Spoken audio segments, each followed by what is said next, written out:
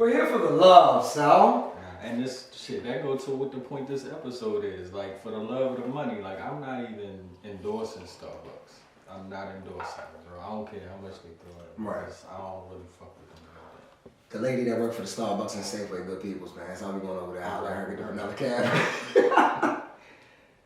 She good, man. You know, I don't think she get none of that corporate bucks from them, so you know. You know, Starbucks water deserve not to have no labels on it, because that shit tastes like it came out the toilet. Thanks. I don't think I've ever had a Starbucks water. I don't buy none.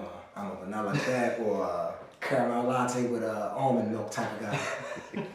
You guys ready? You guys have 93 minutes. Okay. So I would do 90 minutes. All right. Dang, I'm just saying. That's how much time is on here. Yeah, so we good. Okay. Ain't no rush. All right. 3, 2, 1, we're live.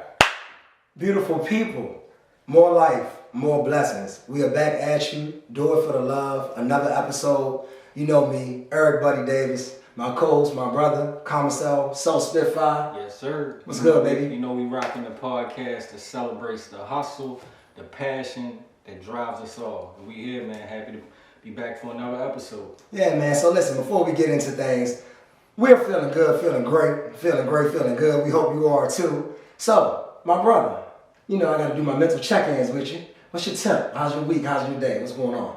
You know, holiday right around the corner, so my anxiety is up. But yeah. I'm ready to see family. I'm ready to enjoy this break. You know, it's been a hard grind for me doing what I do for the love, 24/7 grinding. 24. I finally get to relax just a bit because, you know, during holidays, people kind of chill for a bit. They're not as pressured as it is on work, so I'm chilling. I'm laid back. How you feeling? I'm good, brother, man. You know, working at the university. It's about to be break time as well. Still November. Mm-hmm. So, you know. It's just getting started. Yeah, the birthday is getting closer, man. I'm approaching 36. Yeah. So, you know, for all you great individuals in the Annapolis area, the DMV region, keep on an eye on D-Man's Pop 1128 Instagram page if you want to come celebrate the best month ever. November, we outside. But yeah, man, outside there, life is good, bro. I'm excited. Get back into it. It's been a hot week out here in these streets. There's a lot to talk about tonight. Man. So let's get right back into it. Tonight's theme is for the love of money. I'm letting them know right now. For the love of the money. So topic number 1, we're going to call this Grown Thugs in Harmony. Yeah. AKA for the love of money. For the love of money. With the vocals, you already. So, pretty much, it's a lot going on in the media. A lot of things have been saying about all the collegiate athletes and the money that they're making these days. I know back in the Fab 5 days, the Webbers, the Jerron Howards, people were talking about they deserve money. Jalen Rose, but we know they didn't get paid. No. We saw that documentary and all of the behind the scenes things that happened. So fast forward until today, there's a lot of pros and cons about paying these young players. Does it take over for the love of the game? Is it all about the money? What's your thoughts? I say that I was super excited and I was pulling for the students to get paid early on before it happened in 2021. I was one of them people that said students should get paid because somebody like me to think about business a lot, I know that for years and years they've been milking, you know, identity and our likeness for years, and we deserve at least something. So I've always been pulling for them, but you know, it's always pluses and minuses with everything, and through the actions of some of us and some of them making that bag, they making it hard for me to advocate for them. So I'm not totally off the train and saying that they should cut it off, but it's got to be more regulations. It's got to be more using this when you're young and you're making money and making decisions. So hopefully we elaborate on it enough tonight to where a lot of these youngins can walk away from this episode with a better mind of how to handle that bag and not messing your likeness up to where you're not getting the bag later on when you really gonna need it. So we definitely got something within this topic that's gonna further get into that. Yeah. So just to catch people up, if you don't know what's going on, these two stories may not be directly correlated to the NIL deals, but a lot of people feel like the influence of having a back end of money makes you kind of forget why you're getting paid in the first place and why people tuning in to see you. So Angel Reese got pulled in the second half of the game versus Kent State last week, and then in their second game versus Southern Eastern Louisiana Lions, she didn't show up at all. Well, she wasn't invited. She would stay home. Coach's decision, team decision. And then if I jump into another story, Shedeur Sanders, Colorado Buffs, when they played UCLA, locker room was vandalized, allegedly, by UCLA high school recruits. Mm-hmm. So if you want to touch on Angel first, or if you want to touch on Colorado first, how do you feel that, knowing that, I could just run through some stats, the NIL numbers, Bronny James is number 1 with 4.1 million. Shedeur Sanders is number 2 with 3.2 million. I'll skip over a few other names. Angel Reese is number 7 with 1.5. Do they have a target on their back? Of course, and that's what the youngins need to understand. It don't matter what age you are. When you handed the bag and you paid to perform, you're under a microscope. All eyes is on you, and you have to perform to a certain level. And you gotta hold yourself accountable for your actions. Like, that's just it with Angel Reese. It's like, especially when your actions at the end of a championship game, you throwing signs in people's face, being competitive, which I'm all for. But that type of stuff makes it more pressure on you. People don't want to see you make mistakes, especially mistakes where it's involving your schooling, your grades. Right. You know, what you really there for. And then now, with you not speaking out and not letting us into your world and letting us know why you've been suspended or why you're not getting a high GPA like we hope you would get, we want to know. If you hiding your hand for schooling, but you're showing your hand after a win, it just don't add up to us. And I'm pulling for you. And to add on to that story with Flau'jae, mom jumping out there. Yeah, I want to speak on that. That, and the fact that we saw Flau'jae and her mom and their connection, I think, beautiful family. To be honest, I just don't see it being a smooth road going forward, but I'm hoping that I'm wrong, and I'm pulling for y'all two ladies to squash it out. I'm hoping the moms hug it out and y'all just rally around another championship run. And I just want to elaborate a little bit more on that. For those who don't know, Flau'jae's mom and Angel Reese's mom had a little Twitter back and forth where it started about I took it as a joke about, people don't be using commas and punctuation in text messages, but she kind of made a joke on not knowing what she was talking about, and that turned into, oh, well, you should know with your daughter not having a GPA over 2.0, and then it got messy. And as you said about winning championships, we all know that team sports is about camaraderie. And when you start having little small locker room stuff and off the court stuff, it's hard to get that groove back. Energy is everything. Everything. So I feel like, I just wanted to say that I hope y'all fix that. Because at the end of the day, we know how media paints the pictures. Even Caitlin Clark defended Angel Reese and how she acted in the national championship. They trying to win. But that's an alley-oop for everything that happens next. Same thing with Shedeur and Dion. You do this every game, win or lose. I like that you do that. Win or lose, you're going to hold your head high and do the same thing. But that's an easy lick for people that just want to see your downfall. I don't remember ever a college locker room being raided during a game. Not raided, but robbed during a game. But I feel like now that they know Travis Hunter, number 6, making millions. Shedeur, number 2, making millions. Man, y'all show y'all golds and y'all chains. Make it easy. Throughout the performance, throughout y'all games, throughout y'all interviews. I would have never expected high school recruits to break into the locker room and steal. And my message is to the recruits. Talk to them. If you at the school all ready for your ability to perform on the field, why would you put yourself in a situation to where you could possibly be caught and now you don't make it to college and you don't get to the bag? I get it. The Colorado boys is shiny. Everybody know they got jewelry. But when you on a school visit, it just makes you look extra crazy to be breaking in these boys' stuff, especially when you know most of their jewelry is custom. So where you going to sell it at? Where you going to wear it when you already had the prestige of being a high school recruit? Come on, man. We got to do better as people, man. When I was in high school, if we'd have been at one of the top colleges in the nation, we'd have been looking for girls. Like, I'm not looking for another man's jewelry because I know I'm going to get to that point where I'm going to get my own jewelry. And I'm not rocking nobody else shit. So. I will say this in defense of them. Scamming is at an all-time high. I don't think scamming was like it was when we was a little younger. I think it was petty little crimes, I would say kiddie stuff still that we was doing. But now it's like we spoke on it for the love of money.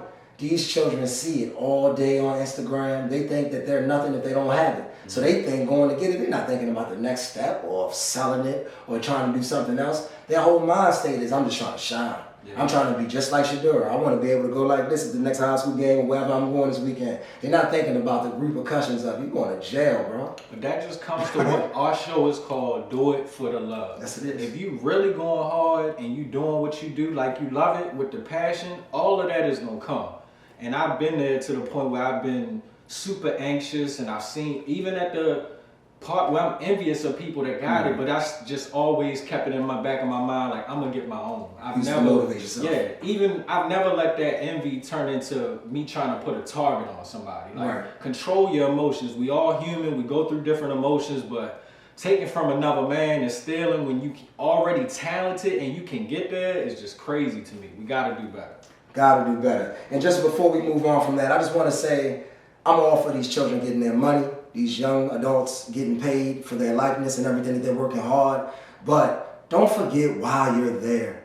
Like, your talent is one of none. You're there for a reason. Every young lady don't get full rides to LSU. Every young man's father is not Deion Sanders. Everybody is not going to have the talent of a Travis Hunter and play both sides of the field and stand out as a generational talent. So for all those that got to take the long way to get to the lifestyle you want, just be smart with your moves. Get your bag, get your paper, and just know that your talent is valued way more than just the check that you're trying to get. And respect yourself. Yep. And before we move on to our next topic, my message is to the parents out here. You know, they're right now in conversation about the NIL and it being in high school. You know, high schools have always wanted to be equal with colleges, and they feel like if college athletes are getting paid, why can't our high schools be paid? And if the college athletes are making huge mistakes in the schoolroom with the grades, and then you got kids stealing jewelry and all of that, don't be that generation that mess up the bag. You know what I mean? Facts. We always give props to the generation that sets the bar high and makes it possible for us to do things. Don't be a part of that generation that causes us to lose something like NIL. Don't do that. We need that. So facts. Keep performing at a high level and it's gonna come, I promise you. And keep doing it for the love. Accountability. So, moving forward. First sponsor highlight. This will be in the future. I'll let you speak on that. Yeah, so this section highlights, we still right now accepting inquiries for sponsors. If you want to have a 15-second sponsor, we'll have 3 segments of the show where that's available. Or you can be our main show sponsor where we highlight you multiple times throughout the show. But Buddy, I heard you had a special Shine the Light series. Well, Shine the Light is a little bit later. Okay. But right now, we're going to take this first sponsor highlight, and I'm going to highlight the Annapolis All-Stars organization. For people that's viewing us, not from Annapolis, Maryland, this is an organization that, me being 35, so being 37 now, this was an organization that coming up in Annapolis, Maryland, it was the only organization that I believe, from what people that grew up in the 70s and 80s tell me. There was no PAL yet, there was no Crusaders yet, I believe. And it was just one organization owning all the talent in the city. For reasons I don't know, that fell apart. A lot of other organizations was birthed from that tree. But 2 years ago, a family, the Womack family in Annapolis, Maryland, they started their own fundraising to get things back going for the Annapolis All-Stars. And this is their second year back. And this year, 3 of their teams made it to the county championship. 1 of them made it to states, and they won the whole thing. So today, I want to shine a light on my brother Mike Womack, Miss Shirley Womack, and Papa Womack, because what you're starting, the foundation that you're rebuilding is going to last generation after generation after generation. People that used to play high school football are coming back to coach the next wave of high school stars. And I'm going to let Sel say something about this. I'm going to grab something while you do that. Okay, you do your thing. So shout out to Annapolis All-Stars, you know, an organization that actually started my youth football career in before moving to PAL, because I believe as I moved to PAL, All-Stars were at the end and decline of their legacy at that time. But, you know, on that year of them coming back, I was blessed to be able to do the logos that you see on the side of the helmet.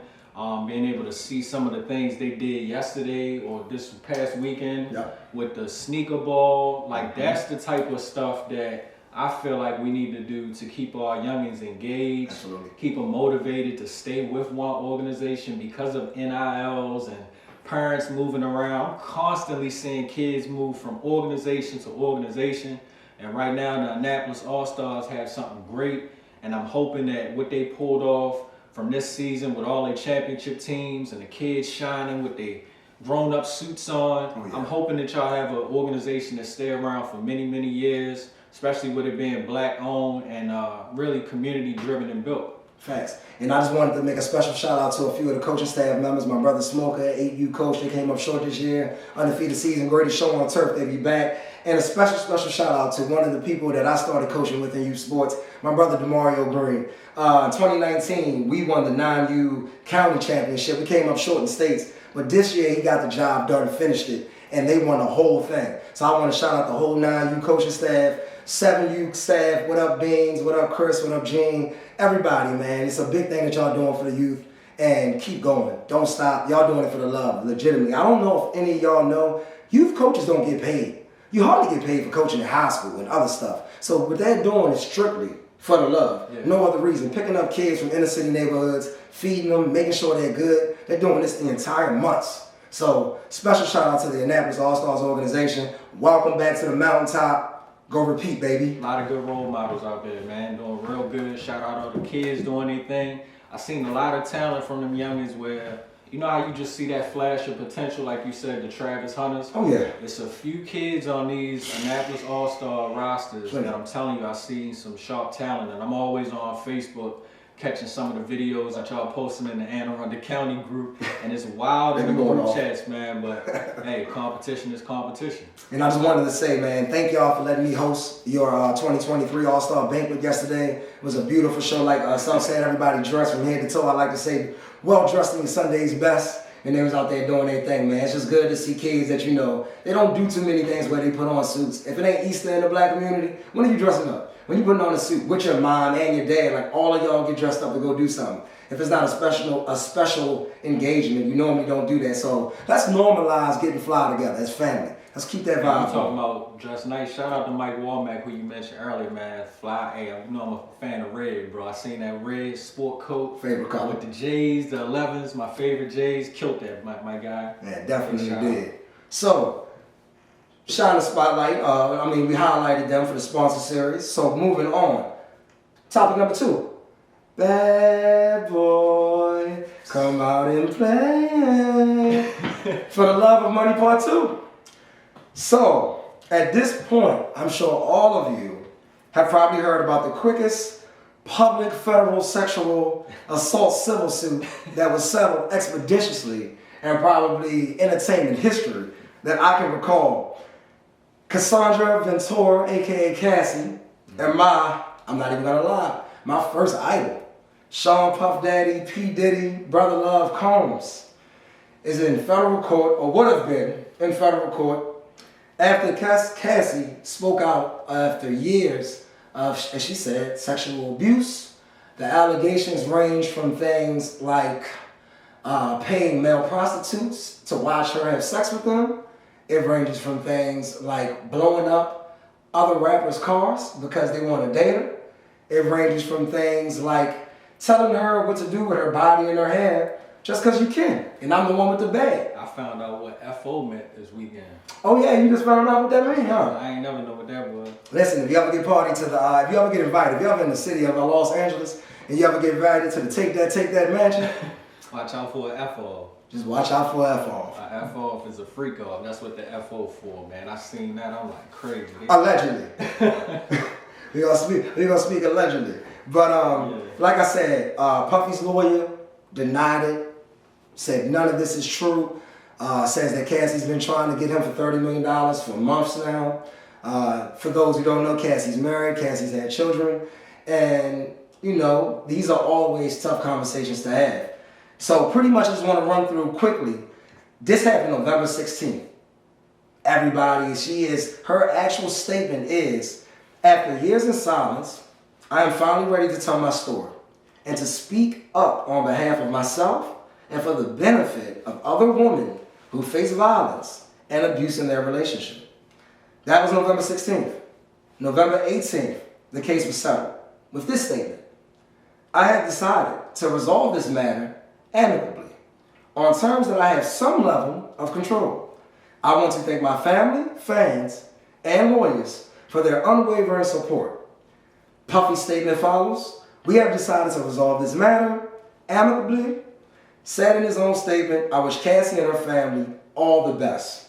So, following that statement, Puff lawyer also said, I still hold on to my innocence And pictures are circulating with Puffy looking real sad like he needs one more chance. So, with that being said, a lot to unpack. What's your take on this entire situation? For the love of money and how it relates to this subject is, Cassie, you playing around with mental health. It's like you make this long drawn out initial suit and make it public to say that it's stuff that you've been holding in for a long time, you hurt, you've been silent, and I'm all for that. That is a natural feeling. There is no time limit on pain or being traumatized, so I get that. But to say all of that and then to awaken all of the other traumatized victims who've been sexually assaulted, raped, trafficked, all of these things, and now they advocating for you, they in the comments, getting in the arguments, making videos saying they stand by you, they support you. People came out the 48 hours, money transferred, everything's okay now. Is it still about mental health? Are you still supporting the people and advocating for the women that have been through things that you said you've been through? That's the part where I'm drawing the oil and water mixture. Like, you know, I feel like if you're gonna stand on that, like people say, stand on business, then you gotta ride with that. You know, it would have been a tough fight, and I understand being afraid because we've heard plenty rumors about the power of Diddy and crazy shit that he's done and things that he's allegedly done to protect and, you know, keep hurt in the shadows, I would say. So I get it, but Cassie, you know, my opinion is you should have wrote it out. You know, you probably could have got more money if it was about money. And if you really want to expose a monster and somebody who did these things allegedly, then let it be known. Right. Oh man, it's a lot to unpack, man. You know, I never like to try to judge something until everything is out. Like, human errors, we all have room to be judged, and we all probably have done something that if the wrong people see it, they're gonna blow it up and have one person judgment could turn into 20 people, could turn into thousands, now millions of people. When you're talking about superstars like Puff and someone like Cassie, who I always looked at as a beautiful woman but quiet. I never looked at her as a person that is too outspoken, so her being silent in her pain, I can understand that. Like you said, there's no timetable on that type of trauma, but at the same time, when something becomes public, because she hasn't said anything, so even when statements are made, I always feel like it's teams behind things. I don't know how the person really feels. It was a civil suit. It was never about putting him in jail. It was always about the money. So with that being said, I feel like she got exactly what she was looking for. But I read the statement because to say that you're doing this for all women, ultimately the only women that I feel like you're doing it for are the ones that maybe now might take your advice and stay away from Puffy. Like, the world is waiting for my young Miami to say something. They want to hear what Carisha got to say because you've been riding for this man. You rolled with him through a baby, and now it's this.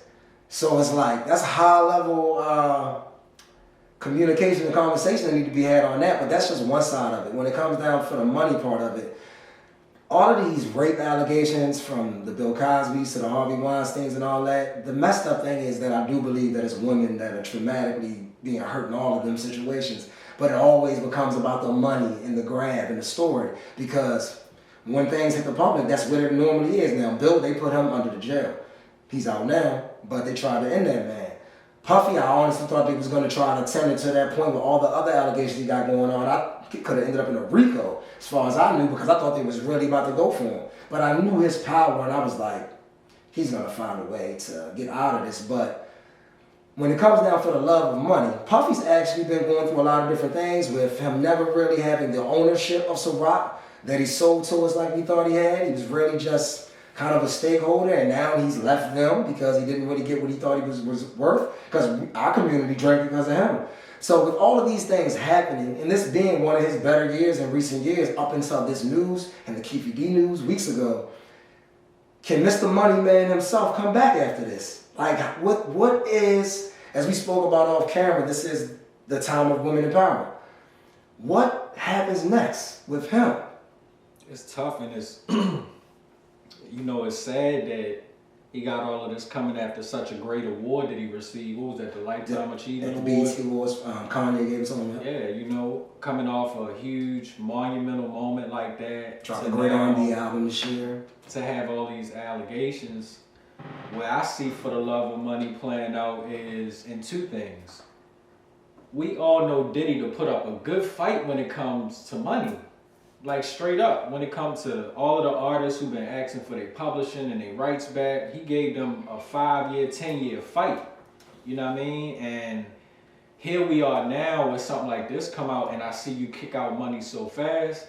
It almost reminds me of me, like myself when I'm in business, right, and I make a mistake and I don't go through or I don't deliver like I say, yeah. and that person want a refund, like I don't even argue, I just send it back because I know I fucked up. Morally, you know, like, like if I know it was me right. and I did it, I mean, I didn't do nothing wrong, oh, we gonna have to go back and forth. Like, you might even have to go to court. We gotta check the game footage. So I'm just saying, the signs are telling, you right. know? And then as it pertains to the other side of the love of money, and going back to your subject about Carisha and Joe Buttons, mm-hmm.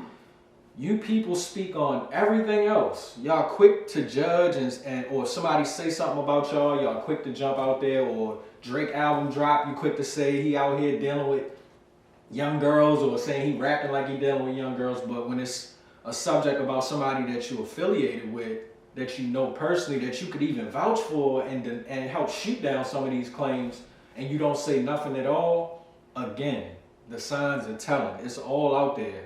Even when the subject was brought up with Waka Flocka and who was that? Desi Banks, and they told Desi Banks. Oh yeah, the old footage of Waka Flocka, Desi Banks. Desi Banks asked a room full of respectful people that you would vouch for in any moment, and asked them, "I'm new to the game in Hollywood. What should I avoid?" And the first thing that comes up, they said, avoid the take that mansion. Like, and then they like, it ain't one of them just a chuckle. Like, they looked at each other and made that laugh. Like, yeah, we know what's up. So right. Again, man, the signs is telling, and I see, for the love of money, a lot of people making some fucked up moral choices. And I had to say it that far. No, it is what it is, honestly, because at the end of the day, I'm always not fighting for, but I love women. Anybody know me, man, my mom, my sister, my lady friends, I'm always on that side of things, and I'm never for them being taken advantage of, manipulated, or anything like that. But at the same time, I'm on the side of honesty, truth, innocence, until proven guilty. And I hope whatever the truth is comes out. A lot of people feel like when you settle, that's admitting that you're guilty. But that's not the case. Sometimes you'd rather not have the headache. So if you can avoid something, you'll avoid it. I'm not going to say anything more on and outside of that. I just wanted to speak on what you pretty much said. The mental health side of it, advocating for women, and then the side of it, is it just about the money? Yeah. And at the end of the day, do what you do for the love. And in a situation like this, love yourself. No amount of money is worth sticking through a situation that you feel like you got to hold on to that type of hurt and trauma for years. It's not worth it. And I've seen too many of Diddy's assistants within this week say things like, the door is open, you just got to leave. And that's really what it comes down to, because as much as you want to go at Diddy and hold him accountable, you also choose to stay. And I get it. You can be fear-mongered into a lot of things, and a lot of things can happen when you are scared. But at the same time, she found her voice, and we shall see how this will continue to play out. So, I'm praying for everybody. Yeah, I'm praying for everybody too. Lord knows they need it. So moving forward, you ready? I heard you wanted some get back. You ready? You ready, Spitfire? Because I got some rapid fire questions for you, my brother. Let's go.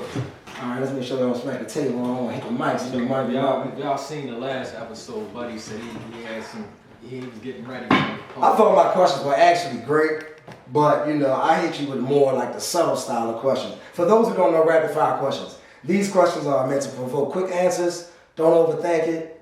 All fun and games. Some of them might be serious. You can always feel free to be like, no answer. Especially at the tight subject like that. Yeah, we gotta loosen it up a little bit. So, first question. Let's start off a little light. List in order. What do you think is more addictive? Money, marijuana, and porn. You said what's more addictive? Yeah, in order. 1, 2, 3. Money, marijuana, and porn. Money. Okay. Porn. Okay. And then marijuana. All right. That's fair. Fair, right? I like it. Shout out to people that's fan all three. Alright, I got you. All right. Party with Diddy or sign with Diddy? Yo, party with Diddy or sign with Diddy? Yo, Mace, want to church?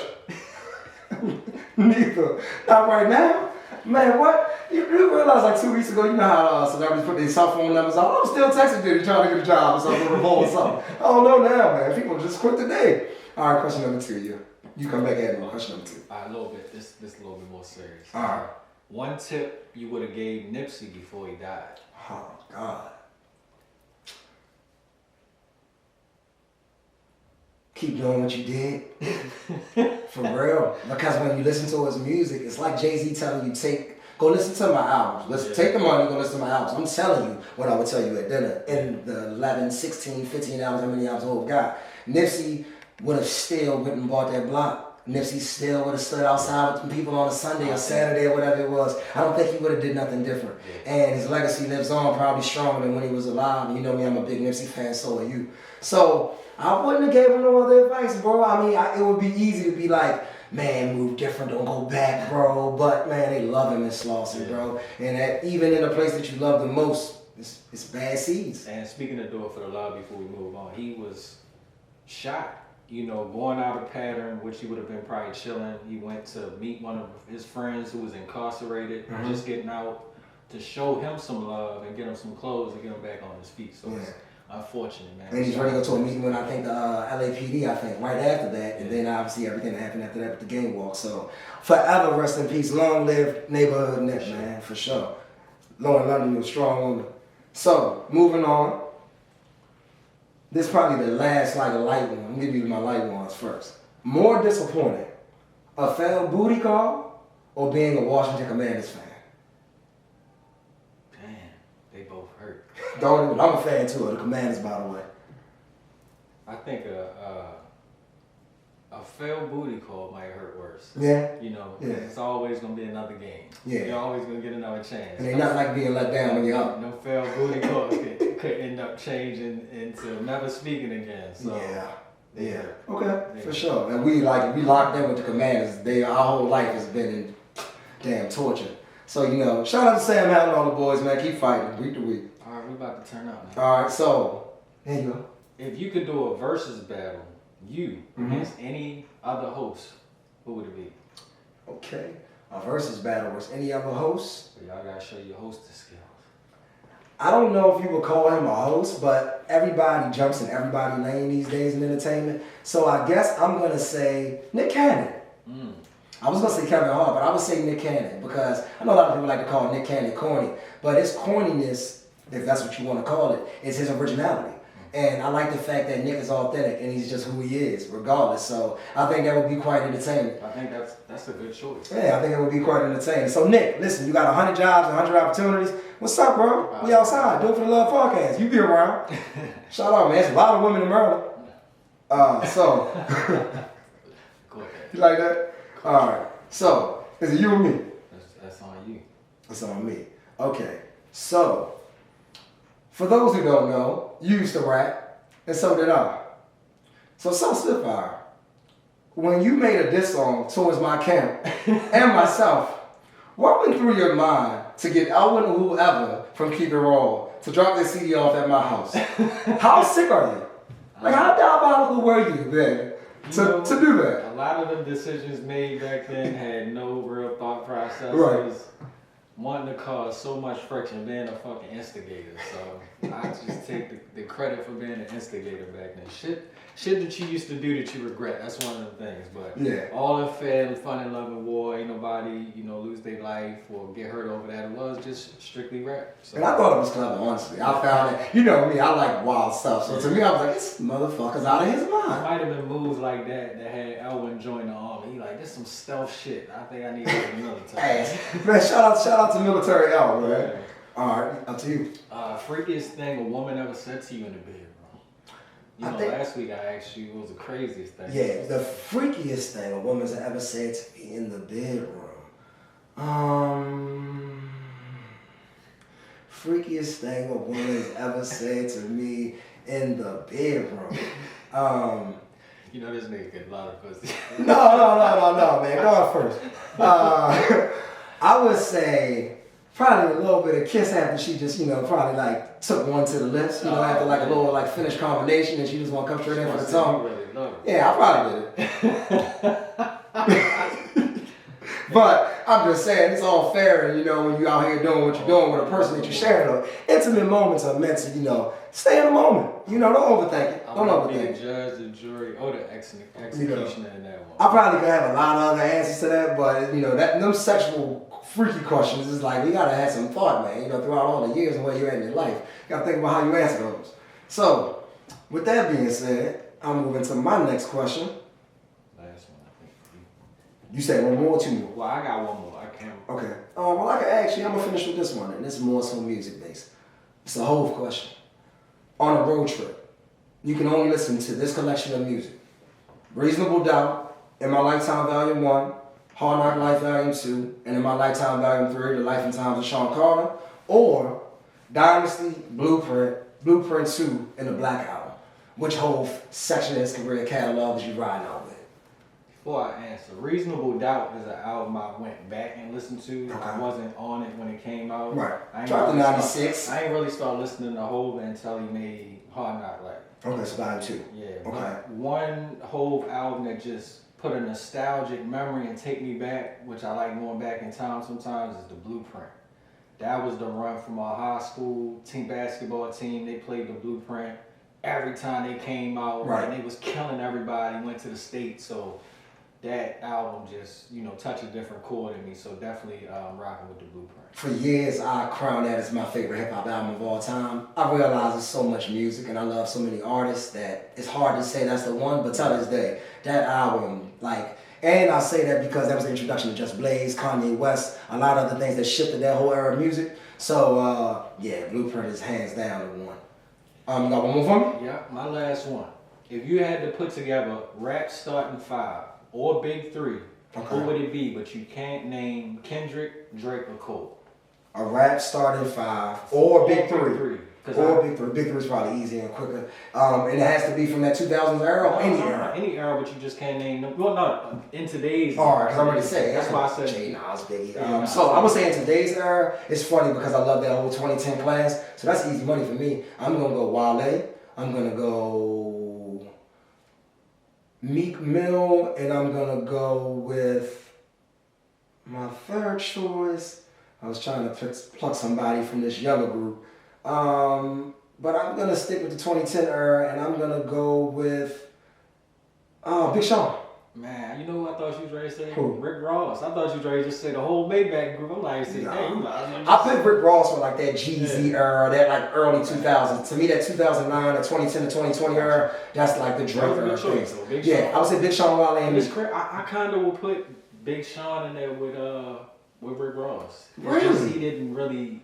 But he came out like in 09 or 10 with Drake in him. Discovered then. Big Sean. Yeah. Well, I've been listening. I was probably heard Big Sean before I heard Ross. Okay, well, see, that's the thing. A lot of them, like I heard Wale 1,000 Miles of Running and all that. So I'm talking about like when they hit the scene. Yeah. Like when everybody else is. I don't count when he got with Maybach Music. His first album's Attention Deficit. Gotcha. To me, that's the start of his major label. Like most people don't count your underground mixtape vibes, even though we come from the mixtape era. Right. But so that was rapid fire question, man. That was fun. That was hot. That was hot. Listen, man. You know, cheers. Need to cool down after that. All right, so we're gonna keep it moving.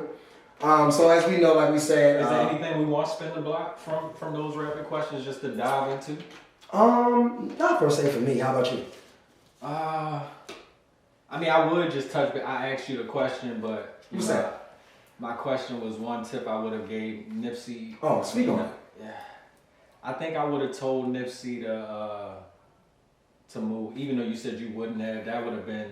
I would have told him to move the marathon store out of Crenshaw because I already saw everything that he was doing was bigger than that area, you know. And his brother Black Sam, I feel like after Nipsey's death, it probably was an epiphany to him. If you look at where Marathon Clothing is now, they got a dope high-rise. I think it's almost like a boutique. Okay. You have to call and make an appointment before you get in. But No walk-ins. It's a real nice spot, high luxury store, and I think that they're doing well online. I think Nipsey was getting to the point where he didn't need to be in a brick and mortar. Like he was so into the internet and technology that he could have took his whole business that. But I know he wanted to serve that community, and a lot of people don't know that Nipsey actually owned that whole section right there. The burger joint, the cell phone spot and the marathon. So I get it. You got so much invested there, but it's just unfortunate. And I actually will spin the block on that same subject and add to this.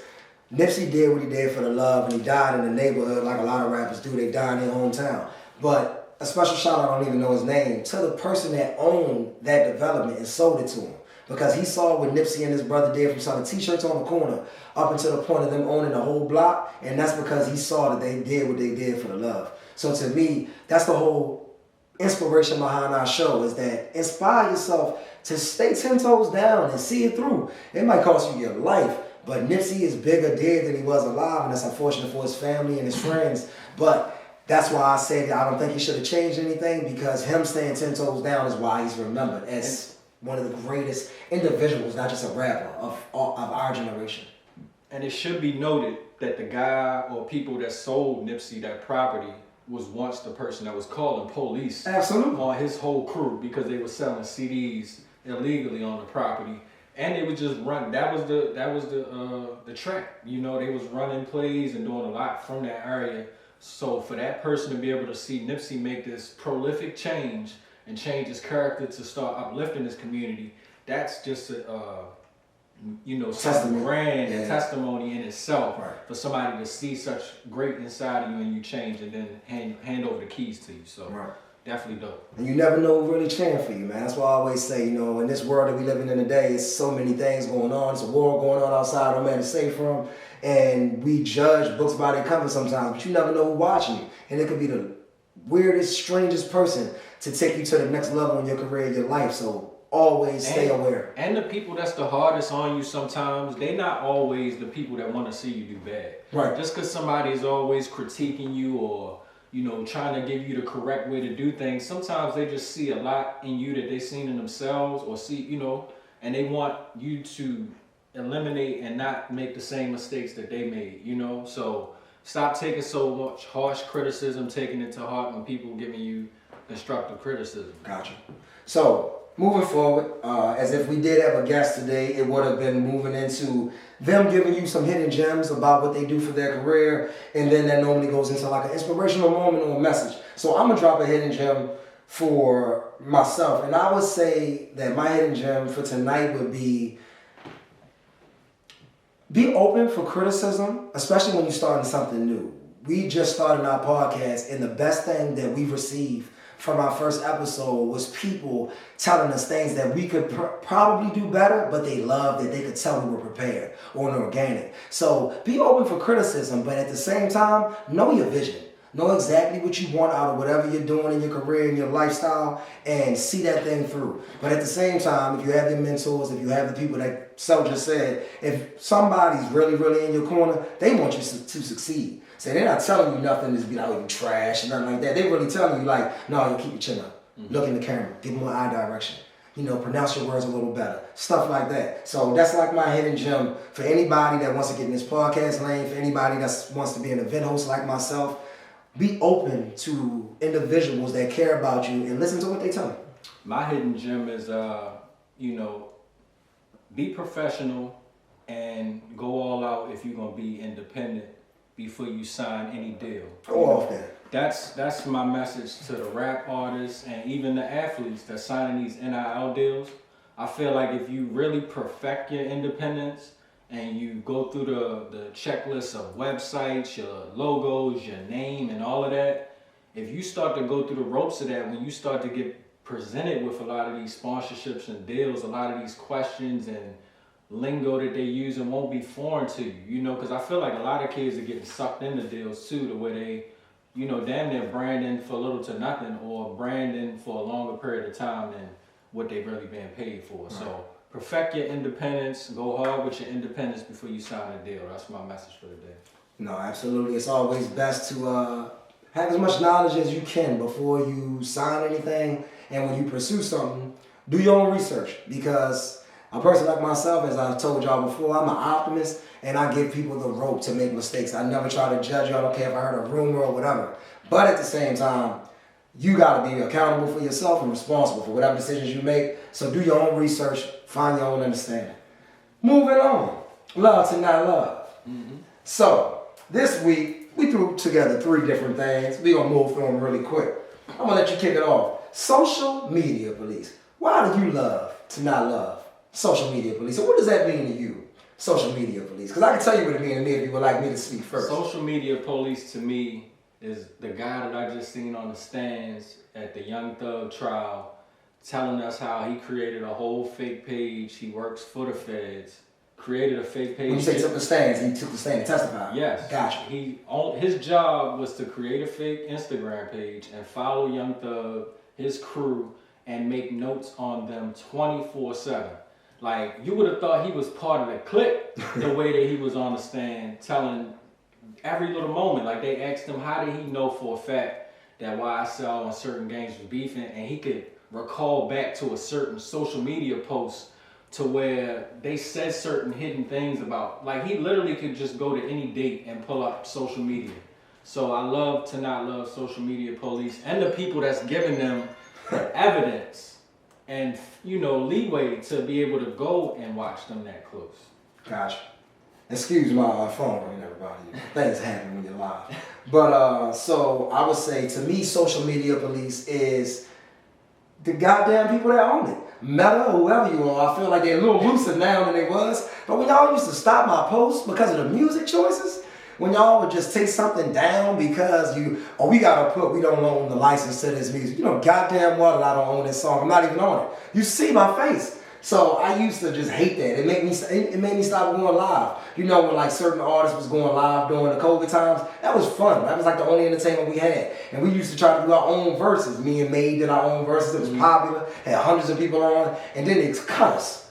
Shut us off. Because at that time, I think it was only letting you go live for like an hour. So, you know, now that I think of it, I've actually changed the way I spell cuss words now in the comments, because I could put the word bitch or ass and it's saying this comment goes against guidelines. You're a hater. Recently, like, they already warned me that they've already blocked my ass. So yeah, man. Social media. Relax. Second thing, I love to not love a defend the liar ass liar. What's that? A person that's caught red-handed in a scam or any damn thing that is like, bro, come on, like you got the crack in your hand, sir. You know, you caught red-handed. It's like, oh, I'm sorry, I ain't never did crack a day in my life. Sir, the crack is in your hand. Like, don't lie to me. Yeah. I'm gonna respect you more and forgive you more if you sit and look me in my eyes and be like, yeah, you got me, bro. Yeah. My bad, I'm down bad. Yeah. I'm hurt out here. But don't look me in my eyes and lie to me. Then defend the lie, and then when you finally expose, act like I'm supposed to forgive you quick. I ain't with it. I ain't with the shit. And what you call him again? A defend the lie ass liar. You know who I hate that does that? Who is that? Gatekeepers. Right. And when they get caught, gatekeepers, you know, people who stop the next generation right. to get to that level. Right. They could be all types of moves. It ain't nothing specific, but they can get caught all the time gatekeeping from not signing grants or not giving you approvals. And then when they get caught red-handed, it's oh well, I thought they don't know nothing. Now the whole degree that they didn't work 20 years to get all of them ethics and everything just went out the window. Now I don't like that. Now you're close. Yeah, I don't like gatekeepers. Yeah, no, I'm 100% with you on that, especially like in this situation, sticking with the theme of the night, for the love of money. Mm-hmm. Everybody in the industry have heard about these parties and heard about the alleged things that Puff, Sean might do, but nobody says anything. Because it's power, because of his connections. But at the end of the day, if it's true, you a defend a liar, lying ass nigga. Get your life together. Yeah. Last one, but not least, I love to not love when a wrong ass person says something right. Mm. You get what I'm saying? So, I'm going to call you out on Front Street. My father, that man is out of control. He's wrong 90% of the time. Yeah. But when he's right, listen, you wrong for the rest of your life. Yeah. Admitting to a person that's always wrong that they right, man, listen, it's one of the worst experiences you ever have to go through in your life, because you got to sit in that, and they're going to always remind you of it. Yeah. 10 years later, you could be having the best day of your life, new woman, hey man, it's my new girl, like, man, remember that time you brought that one girl over here and I told you your flowers down? Yeah. You remember that song? Like, nigga, what? Why you gotta forget out the night? Yeah. So shit like that, man. Chill out. You used your father for an example. I'm gonna use my example was Ron Rivera. He's famous for that. Y'all know that's the Commanders head coach, man. Everything that comes out of his mouth, pre-game, post-game, is wrong. Right. But the only time he do say something right is when somebody says something about Sam Howell and he defends him. That's it. Everything else just bullshit. It's my quarterback. So, It's assumed that by the end of Thanksgiving, he gonna be out of here. We'll see. Who, Ron? Yeah. Yeah, man, something gotta change, I assume. Don't worry, y'all. I'm a beat up Commanders fan. That's all. I'm a Commanders fan too, but I ain't invested in Sully. Sully loses sleep over it. I don't even watch the niggas. I'm 35 and my whole life they've been what they've been. I'm almost at that point. Yeah, man, I'm telling you, I don't have no grades because I do not stress the things I cannot control. Yeah. So, tonight, we are moving forward. We are in our Shine a Light series. Mm-hmm. And tonight, who we shining a light on? For all the dogs, them, you know. Aubrey, Drake, Graham, Champagne Poppy, Wheelchair Jimmy, Six Guard, Drizzy Drake Rogers. Man, listen, I'm shining the light on Drake because, truthfully, I hope he reposts this and see it one day and he'll fuck with the show and he'll maybe, give us some love and bang, we out of here. But in truth, I've been a fan of Drake since 2007. My Drake journey started with comeback season. A lot of people, it was so far gone in 09. And then we're now in 2023 and it's still a rolling, not a stopwatch. Shit ain't never stopped. He's still on top. Ain't nothing changed. So in early October, he drops in his birthday month, October's very own. He drops for all the dogs, merch on. Obviously, the critical response was not well received. The ratings were not great, not really reflecting a once-in-a-generational artist. And they killed him. A Drake topic is a hot topic. If you got a show or something happening, bringing his name up is going to get you ratings. People want to hear about it, especially from respected hip-hop artists, which I'll get into, but I think his rap fans, out of his diverse fan base, is his hardest critics. Because I think rappers hold each other at such a high standard. So even when the Meek Mill situation happened and all of that came out, it kind of was a chip in the armor. Same thing, a chink in the armor. Same thing with the Pusha T thing. But it's not about them hating ass niggas. It's about the GOAT tonight. So, moving on, I would say that it helped. He helped the social media jokes when the album dropped because he's talking about stomach issues. He about to relax. He just dropped Honestly Nevermind, Her Loss last year. So to follow up with this, it makes sense to go relax, bro. You haven't stopped. He hasn't missed a summer. He hasn't ever took a break since 2009. And then, soon as y'all thought my man was down bad, nope. Right back at you a month later, he drops a video announcing Scary Hours 3, which got 6 bangers. We listened to it together several times, coming straight at all his critics, song after song. I ain't heard a peep yet. Not a goddamn word from nobody. But you're going to hear something from me right now. Because I am a big Drake fan, and you know me, I celebrate consistency. And you don't have to like everything. At the end of the day, you don't go to work for Drake, so why the fuck you think he going to the studio every day for you? Rappers, R&B people, the dance people, the Latin artists. This man is a once-in-a-generational talent that can do more than just one thing. So I had to shine a light on Drizzy, man, because like 50 Cent once said, when you win so much in front of the world, they're just waiting for you to lose. They're just waiting for that moment to be like, I told you fell off, told you done. But guess what? Big as the Super Bowl, the 6 guard remains, man. Aubrey, Drake, Graham, for all the dogs, Scary Hours, salute on all the success, my brother. I know you probably don't get your flowers as much as you probably deserve them. I know you don't really care because you're surrounded by your OVO brothers. Another reason why I think Drake is one of the greats, how many people you see stick with the team that came in with him. You get so caught up in the industry and you get so caught up, like I know that's why he loves Kanye so much. I know that's why he do so much, because Drake is truly one of us. Like he goes into the game like, yo, I get to work with Hov, I get to work with Drake, till you find out you got a pool bigger than you. Till you find out that I am bigger than Hov in my generation. They look at me as the guy. So shout out to the boy, man. I'm shining the light on Aubrey, Drake, Graham. And I would just follow up and say, Drake, you got to give all credit and praise to Drake, man, for his road from where he started to where he is now. He done been through so many controversial news stories, stuff that could have ended a lot of other rappers and entertainers' careers, and even stuff where he's embarrassed himself from, remember he broke his leg on stage, bounced back from that, and then beefing with people like you say, Kanye's and the Meek Mills, and still Pusha T's, and still being able to be, revered and looked at as one of the best rappers and looked like he had a chink in his armor. I remember in college being with my shorty and she had like 4 girls over. It was one of them nights where I had to pull a U and be the DJ for the night because I had the music on the computer. And this was right when available for all events and hosting. Yeah, the Drake mixtape. What was it? Take Care. I mean, not Take Before Take Care. So Far Gone. So Far Gone mixtape out. Rock that. None of the females, and we in Atlanta, none of them knew who Drake was. Never heard of him in their life. And I was able to play his CD damn near from start to finish.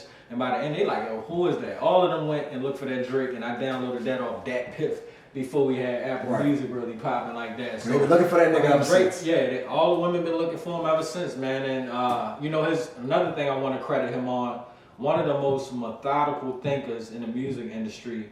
And the way he rolls out albums and does certain things that connects back to where you might be looking like, what the hell does this mean? You know?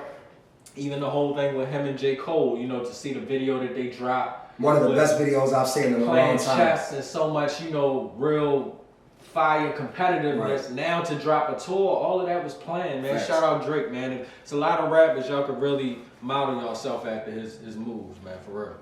Based off what Sal just said, when you are a methodical thinker and you actually plan out the execution of anything, you're going to always come out on top because you believe in your product before you even release it to the streets. You know what you got. Just like what you said about that. I don't know if you know, they've reenacted the Lionel Messi, Cristiano Ronaldo photo. The chess picture, that was reenacting that. The tennis, the back and forth, I think was reenacting a very popular, I think, ping pong artistry thing. So yeah, man, he's very much an artist and a thought out person. So anytime you see a visual or release from Drake, it's playing out. And it's I was always today years old. Found this out today when I found out about that video and the song that Drake and J. Cole used the same cadence and delivery throughout the whole song back to back. To really show competitiveness. Like when Drake ends his first bar, Cole comes back with the same rhyme scheme, and they never stop. Right. And you talking about Big as the Super Bowl or the one on the new one? Big as the Super Bowl. Okay. Yeah, so you know, you listen to that. First person shooter. They going back and forth. You listen to that song, they never switch up the bar. That's almost like man, you staring eye to eye and saying who gonna blink first. So us going back and forth on arm wrestling. The first nigga to switch the bar lost. I think I've been winning both. I got good eyesight and I've been in the jump. But I'm just saying, you know try. What I mean? Try. But yeah, so shout out to Drake, man. Yeah, man. For all the dogs done, you know. So moving on to open minutes. A lot of things that's out here right now. You know, everybody thought Snoop Dogg quit smoking weed. Can I jump that off? Go for it. Snoop birthday a day before mine. I already knew Snoop was fucking with y'all because I look at, you know, we talked about people using grammatical errors on social media. When I saw him said I quit smoke instead of smoking, that wasn't just a mistake. No. You know, I knew that had some type of time back to marketing. I kind of thought that maybe he was going to move over to edibles. I did think it was going to involve him quitting weed in some capacity, but you know, another methodical thinker and another methodical marketer is Snoop Dogg. I wish I could ask Snoop. Who idea was that for them to use your real life and what you do, and you passionate about what you do for the love, and have us think, your real fans thinking you quitting that shit, for us to find out that you just releasing a smokeless grow. I would say, I hope y'all about to saw that both of us about to fall out this fucking chair. But no, I think Snoop is so talented. I wouldn't be surprised if he had ownership in the fireplace. And I thought that it was funny that people really thought the most popular weed smoker of all time is gonna quit smoking by saying a tweet that I quit smoke. I would expect him to go on Casa Knott's live stream for the whole month of April and not stop smoking before he quit smoking like that. Like, you know where in the world, my man even played depressed. Put up a picture like he was having a sleepless night. Ain't nowhere in the world. So, moving on to another thing. Anything in music that stood out to you lately? You know, Rick Ross and Meek dropped the album, Wayne and 2 Chainz, fire album. Drake Scary Hours, Lil Durk just dropped another album for his clip. What you mama? What's new to you? Boosie coming for you niggas. He want parts. If y'all don't know, Boosie made it very clear on the video. Any nigga that sample his music or use any hooks that he created, he coming for you. Raw Wave jumped out there today, say he would meet Boosie and give it to him straight up. But hey, I know in the world that Boosie and now that corporate world, it don't work like that, Rod. It don't work like that, my guy. Like once he done made it clear that he want to be paid, I would rather go the legal route. Because he paid, if Raw Wave pay him that one time, it's just going to be one time. I want you to pay me for the rest of my life. Take it the right way. Shout out to Boosie. That's what I heard about music. Ain't no other genre that they gonna try to take your music, man. Only our genre, man. You ain't gonna pay me my money, man. Yeah. It's motherfuckers, man. Pussy be tight. So, trending. This is so when we do open minutes like this, we say sometimes we might go to Twitter, Facebook, Instagram to see what's trending, to see what we talking about. We looked at it earlier, and what I'm gonna go with is the Swifties. Taylor Swift. As you know, Kansas City Chiefs and Philadelphia Eagles are playing soon, and it was trending that, you know, ever since she started coming to these Chiefs games, that's bigger than the game. And these are two of the top teams in the NFL. How do you feel about the whole Taylor Swift movement being more popular than it? Somebody literally scored a touchdown in one of the games, and they shifted the camera to her hugging Patrick Mahomes' wife instead of watching the touchdown celebration. As a sports fan, what is becoming of our sports? I blame your man Kanye for this all. Yay! We never knew who Taylor Swift was until Kanye pulled that shit. Real niggas still don't know who Taylor Swift is. No, we know. Some Now, she big. it's no way. She big. Between sports and Kanye having that issue, there's no way you don't know who Taylor Swift is. I don't think a Big Daddy Kane fan know who the fuck Taylor Swift is. Big Daddy Kane fans probably ain't making no money. They probably ain't buying music. Don't do Kane like that. But nah, man, it's a real thing. Right. The Taylor Swift fans is real, and the Taylor Swift effect is real because, if I'm not mistaken, the Chiefs have come close to losing the 2 games, and if not lost the game that she has not been at. Because they had one game in London or they played in Germany, I think. She was not there. They lost, right? I think so. I mean, she could be a good luck charm. She could be a good luck charm. Yeah. Taylor Swift, listen. Taylor Swift is who people think Lori Harvey is. She is a villain, son. Taylor Swift be out here in these streets, writing these hit songs, running through these dudes. So listen, Kelsey, stay safe, my brother. All I know is if I'm the owner of the Chiefs, I'm dropping a bag to Taylor Swift before I drop it to one of these third string niggas that probably ain't ever gonna get in the game. I know Taylor Swift gonna bring me that energy. Shit. Yeah. So, any other things you want to touch on in open minutes? Any other quick thing that's on your mind? Anything you're thinking about as this week is transpired? Anything that's coming up that you want to get into before we wrap it up with our final personal minutes? Just telling people be thankful, man. Be thankful for this year. We've lost a lot of people, yes. You know, especially through gun violence. So, you know, shout out to everybody that's advocating for gun violence. Shout out to the city of Baltimore where we shooting at right now. Right now they're on a decline for murders. So I'm just thankful, bro. Thankful that we, you know, as a culture, hopefully we making the right steps. We got a lot of good people that's jumping in the political game or just stepping in on the front lines to advocate for everything that's fucking us up in our culture. So, you know, I'm thankful for that and thankful for family, man. And thankful for making it through another year, for real. Right. Yeah, man. With Thanksgiving and everything coming, as you said, we're in November. I definitely want to elaborate on that as well. As you know, lost my little cousin earlier in the year, man. Shout out to all of his family, man. And I always say we can't control things, so don't let it stress you, things we can't control. But what's happening in our culture due to gun violence, due to drugs, due for the love of money, it's unfortunate. So we're doing things like the Do It For The Love podcast, things that we have coming down the pipeline of trying to just do more for the community, just to show people there's other avenues and outlets outside of just killing somebody that you've been going to school with since y'all was in elementary school, and all of a sudden y'all claim different sets and now you are out. And it's that serious, like you live in one of these Middle Eastern countries that have been going through religious wars or other type of things their entire existence, like they were born into that. So I just want us to do better. I want us to care more and be thankful more because, as you know, our people are getting older, and with Thanksgiving coming, who gonna make the place when Big Mama don't? Who gonna hold down the fort when Auntie's gone, when Mom is gone? And Lord willing, we all grow to the age we naturally get up out of here, but we know that that's not the case, especially in our community. Something taking us out all the time. If it ain't the violence, then it's diabetes, it's blood pressure, it's a million different things to kill you. So that's why I'm always motivating life. I'm always motivating advancing yourself mentally, physically, spiritually, whatever you believe in, keep pursuing, keep going, do it for the love. So, with that being said, anything you want to close with Selves Minutes outside of that? Is there anything else that you want people to look forward to? Any murals, any projects, anything? I'll say that speaking in what we just talked about, being thankful for a good year. We just spoke about Drake and all of the music he's dropped.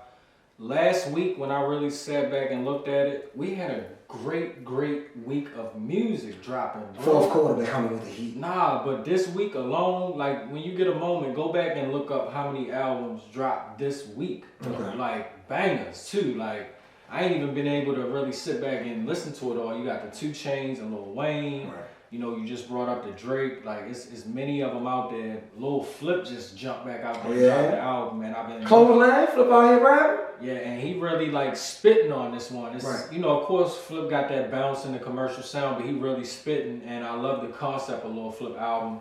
On the cover, he got his high school picture, he got the graduate cap on, so he really telling you about his life. You know what I mean? But that's I got to throw you a oop though before you move on from there. You can elaborate a little bit so people know you got a working relationship. Oh yeah, back shout out to Tunnel Vision, man. You know, Tunnel Vision over this year, we've been connecting with a lot of high-profile celebrities and athletes. And Little Flip, who I just mentioned, was one of those people. We was able to link up with him, go down to Houston, Texas, H-Town. Go to the school, drop off the new uniforms that I designed for them, collaborated with Flip. That's the first uniforms that I designed where I actually collaborated with a rapper. That's fine. So Flip did some of the drawings on there along with my creativity, and that relationship has been building. We dropped a 333 line, which was based around another one of his mixtapes that he dropped before the album. Okay. And then if you follow me on social media, you saw that we dropping the Journey series, Varsity Jackets, which is a collaboration. I seen Kyle working heavy this weekend. 40 plus NFL players that we've designed Varsity Jackets for, showcasing where they started at in high school to where they at now in the pros. It's never been done before. Tunnel Vision is the first to do it. Shout out to Rohan down in Miami for helping this wonderful idea blossom, and you know we working on something grand here. So just stay tuned for more players dropping. But the first 2 we just released, Devontae Adams and Ocho Cinco. Wait till y'all see the rest. Man, I love it, bro. You know, I'm privy to working with you all the time, so I see a little things behind the scenes before other people see it. So listen, these men have some great work coming. So Tunnel Vision, the entire team of Tunnel Vision, everybody that does work for them on the graphic design side of things, the promotion side of things, stay tuned, man. You go to my man Kyle Williams' Facebook page, look at all the NFL players that he's rubbing shoulders with this weekend and the people that he's touching his brand with. And this is the South, like I said before. We went to Towson University. I seen Tunnel Vision start from the ground up. I got one of the first Facebook messages just recruiting workers. Like, listen, man, I'm Kyle. This is my vision. This is a sport apparel thing. If you want to be a part of it, pull up. So I'm proud of the way y'all going with it, bro. And y'all gonna keep winning, man. You know, y'all gonna keep winning. So for me, I just want to say I'm turning 36 on November 28th, and I'm grateful. Every day I wake up and I talk to my social media followers. It's more life, more blessings. You know, I hope everybody had an amazing day. It's the best day ever, best year ever, best week ever, living the best life ever, because no life is better than yours. And one of my favorite J. Cole bars is, "There's no such thing in this life that's better than yours. No such thing, no such thing.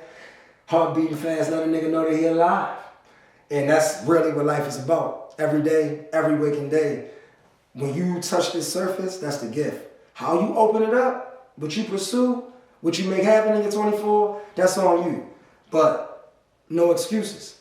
You have the opportunity to be the best version of yourself each and every day. And I cannot reiterate that message enough, because that's what I love to do. And this is Do It for the Love. And we just want to shout out our studio, Atelier Be More Studios. Atelier. I'm ready to say, cut me off if I said it wrong. Atelier Be More. Shout out to y'all for holding it down, always editing us up right and giving us that crispy look that we need. And y'all seen the photos, they still dropping.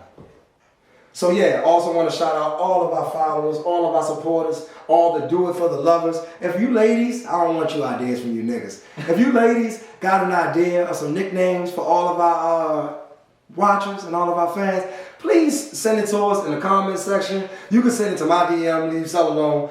But you can holler at me personally if you like. Let me know if you got a nickname for us. And we just want to stay connected to you guys, man. We loving the feedback. Keep it coming to us. Keep on subscribing. Keep on sharing that website. Downloads if you Spotify listeners and you don't want to do the video, listen to it on the way to work, on the way to the gym. Yeah, man. Yeah. Any other thing? We out, baby? We out here, man. I'm just, thankful for everybody tuning in. We appreciate the love. That's pretty much all I gotta say this episode, man. I'm thankful. I'm super excited. If there's anything I say, we constantly get these different obstacles and things coming in our life that I feel like be trying to bring us down. But you always remind me every time I tell you, like, we got so much good shit coming, bro. It's just obstacles in the way. You know what I mean? Don't let these small obstacles blur your vision of the good shit that you got going on.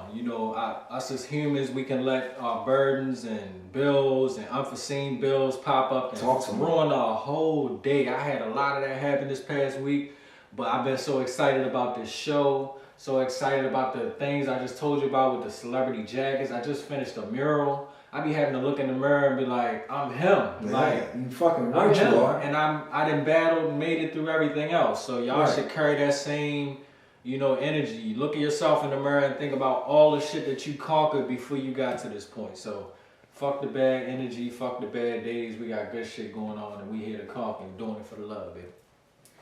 We out.